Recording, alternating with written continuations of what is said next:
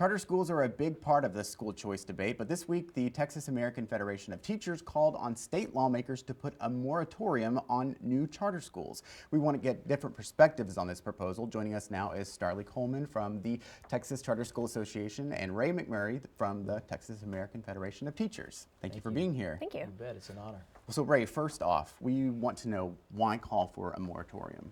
Well, we believe this is perfectly timed. I mean, I will tell you first, again, thanks for having us here. This is a really important issue. And Texas AFT proudly advocates for all of our Texas public school children. And especially as a former classroom teacher, for 18 years, I went to work as a teacher and a coach. And so I know what it's like to work in the schools and defend kids every day. Right now, we are calling for a timeout on the expansion of charter schools. We're not saying ban charter schools. We're saying moving forward, let's take a moratorium. Let's take a step back. Let's look at really the impact. Let's understand and investigate what the impact is. And we believe that charter schools are hurting public schools. And that is evident through several factors. But really, what I look at as a former economics teacher is this idea of opportunity cost. The opportunity to do one thing cost us over here. So the opportunity to continue down a road of preferential funding for charter schools, where only 6% of the kids are. What is the cost to where the overwhelming 95% of our kids are in our real public schools, our authentic public schools? So what is the cost, not just in dollars, but what is the cost in terms of educational opportunity to where the vast majority of where our students really are? Well, Starlee, why is it a bad idea to have a timeout on opening new schools? Yeah, it's a great question. So here's the truth of the matter. There are 140,000 kids on charter school waiting lists across the state right now. And so what they're asking for is to look those parents in the eye and say, no, you can't put your kid in a school that you think is going to be a better fit for them. And when we talk about educational opportunity and opportunity cost, let's talk about what's happening at charter schools. Right now, charter schools represent, as Ray said, about 6% of the kids statewide. The kids that come to charter schools are overwhelmingly from low-income backgrounds and racial minority backgrounds. And when you look at the outcomes of how those kids are doing, 20% more of our kids at charter schools that come from low-income backgrounds are enrolling in four-year colleges than coming from traditional district schools. Now, when you think about who's preparing the future workforce of Texas, that is coming from charter schools. Now, let's talk about the funding question. Our friends at the AFT are really only explaining one side of the equation. Now, as a former economics teacher, you know this better than anyone. There's, you can only do math in one way, and that's to add all of the pieces of the equation together. Charter schools do get more money from the state than ISD schools do. That's an absolute fact and an absolute truth. And the reason why is because it's the only funding source that we have. ISD schools get money from the state and local property taxpayers. Charter schools don't get any of that money. And when you add both of those pots together, ISDs are at a funding advantage to public charter schools, which are required to follow many of the same regulations that ISD schools are, including outcome requirements. They get about $1,700 more per kid than a public charter school right down the street might receive.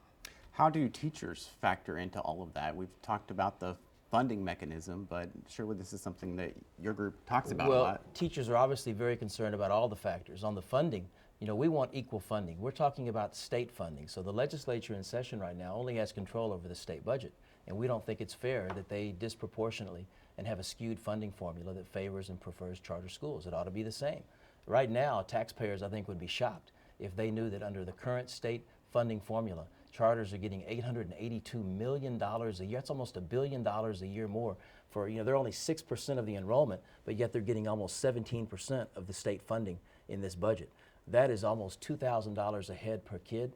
We're talking $50,000 a classroom.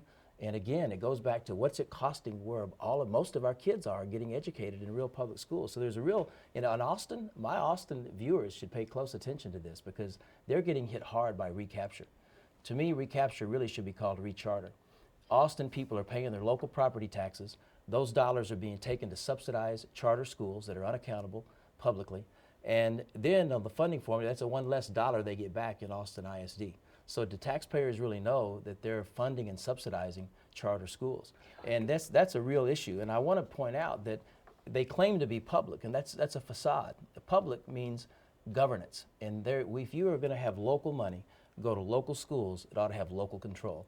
I believe in representative government. I trust and I believe in our local communities and our teachers and our parents to control their school districts. These are privately managed, CEO appointed, handpicked. Often they don't live in the communities, and they are basically educating kids, and it's not publicly controlled. This is not democratic. These are not democratic institutions. If I can just finish, and I would like to say on the funding, it's skewed and preferential towards charters.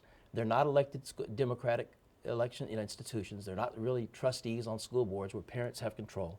And then there's a discrimination issue. Why we need this time out to step back and look, because what's happening, and part of this is what I witnessed. I worked for the Gates Foundation in 2006, and I saw it. What they do is cherry pick on the front end, they selectively remove on the back end, where they skew their data. And the reality is that when it comes to special education, when it comes to English language learners, they're underrepresented. They're not represented. And so if what she's saying, if she believes what she's saying, let's take a time out. Let's just look, really, why not scrutinize the data? Public education is too important. When the funding is skewed, when there's no democratically elected school board, and when you have real differences in data around how kids are being represented. Let's talk about data. TEA says that charter schools educate 65% of their student population are economically disadvantaged. District schools have 58%. You're a former economics teacher, you can do the math there. Limited English proficiency, we have 19% of the student body at charter schools. They have 9%. We absolutely are educating some of the most challenged kids that are coming into public schools today, and we are doing an excellent job with both of those types of students. Now, there is nothing more democratic than a charter school setting where parents have to actively choose to put their children in this environment. No one is assigned, no funding flows unless a family actively makes the choice to be in a charter school. There are 300,000 kids across Texas in charter schools today, and you have to wonder, why is that? There's 300,000 different reasons. Every child is different. Parents know what kind of learning environment is going to be best for their children, and we have an obligation to create a public education system that has a place for every child, including giving them options when their assigned school might not be right for them, and there's lots of reasons why that could be. This is not about charter schools are not about fighting with district schools. We're kind of like the special ops team, right? There are all kinds of reasons why a kid might not be the right fit for their neighborhood school classroom, and we shouldn't try to pretend. I mean, everybody with kids knows that their children are different, and that children sometimes need something a little bit different and a little bit unique for their circumstances, and it is up to us as the grown-ups in the room and taxpayers and policy setters in this state to make sure that we are responsive to what children need. And if their neighborhood classroom setting is not the best fit, they have every right to go to a public school that might be a better fit for them. But how far does it go? I mean, without a moratorium, how many charter schools are we talking? How big do you want to grow? Well, there's 6% of the kids statewide right now in charter schools. That's hardly a threat to our district schools. They have 94% of the children and 94% of the money. Here in Austin, for example, 7% of the children are in charter schools. 93% of the kids are in ISD schools. So if this is an existential threat to them, they can't make that math work with 93% of the children and the money, then that really says something about their ability to be accountable to taxpayers, not charter schools. Would your group be more in favor of this if there was more assured accountability of the system? You know, I chose to go to a private college, but I never asked the taxpayers to fund it. You know, I believe in, we have choice now. This is the billionaires making designs on taking over public schools and public dollars. You know, I'm the real teacher here. I'm the one who went to school every day teaching kids and that defend public education. It's not public. There's no democratically elected school board governing these operations. These are investors with designs on schools. They're fly-by-night, open today, gone tomorrow. Look at Bill Gumbert's research in San Antonio. Pop-up charters all over the place, within a mile or two from the regular school, and the data is clear, and this is why we need a moratorium. When you enroll your kid there, your child is gonna have there's less chance that teacher is going to be certified. We know for a fact they're less experienced. They're going to be paid $5,000 on average less.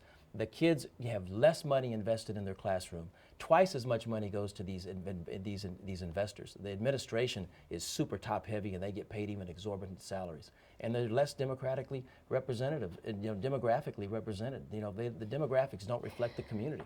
And we see this over and over and over again. These are not public schools, and this is a travesty. It's an injustice to representative government, to local control, to real public education. We have a constitutional obligation to fund our public schools. They are a we've created an enclave of preferential treatment to investors, to those that are privately run and privately managed, and we're doing a disservice to these kids, and I think it's time that we step back and get this right, and let's put all our information on the table, and for taking the next biennium, let's take a look at this. There's 180,000 kids being added to Texas public schools every 2 years. So her waiting list, if you want to talk about who's got the bigger waiting list, I mean, a lot of this is billionaires and marketing schemes.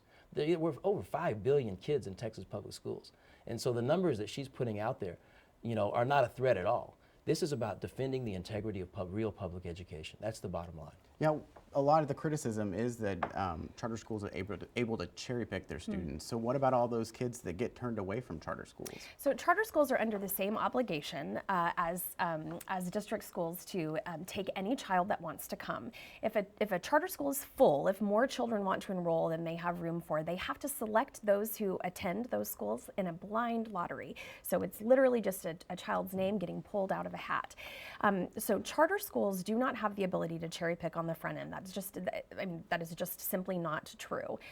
Charter schools have to follow the exact same open meetings law, public records law, the same accounting principles that ISD schools have. In addition to being rated on their academics under the state's new A through F grading system, charter schools also have a separate and apart financial rating system called Charter First here in Texas. Texas has this is really important for people to understand as well. Texas has the most stringent charter school accountability law in the entire country. There is a no appeals, no exceptions, 3 strikes and you are out policy for charter schools. If you do not perform academically as a charter school for 3 years in a row, you are closed, period, end of story.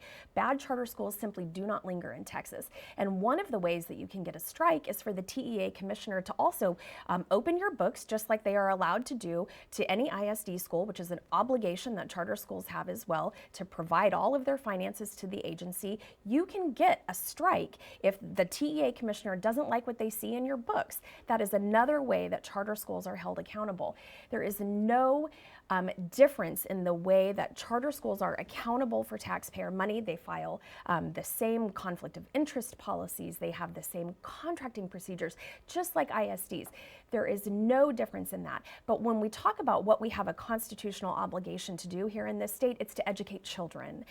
That's what our obligation is. And when you look at how our best performing charter schools are doing, they are absolutely knocking it out of the park for the kids who are the future of the Texas workforce. The Hispanic 8th graders in Texas charter schools are performing better on math in this state than Hispanic children statewide in any state in the country. That is remarkable.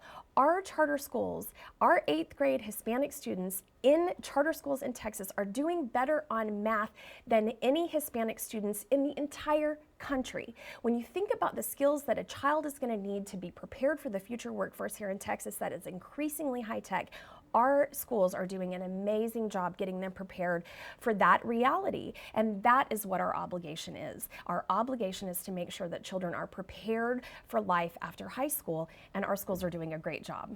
We'll have to leave it there, guys. I really appreciate you being here. Clearly, this is going to be a conversation throughout the session because we all know education and school finance that's the topic this session. Absolutely. Thank you very much for having us. We really appreciate it. Sure.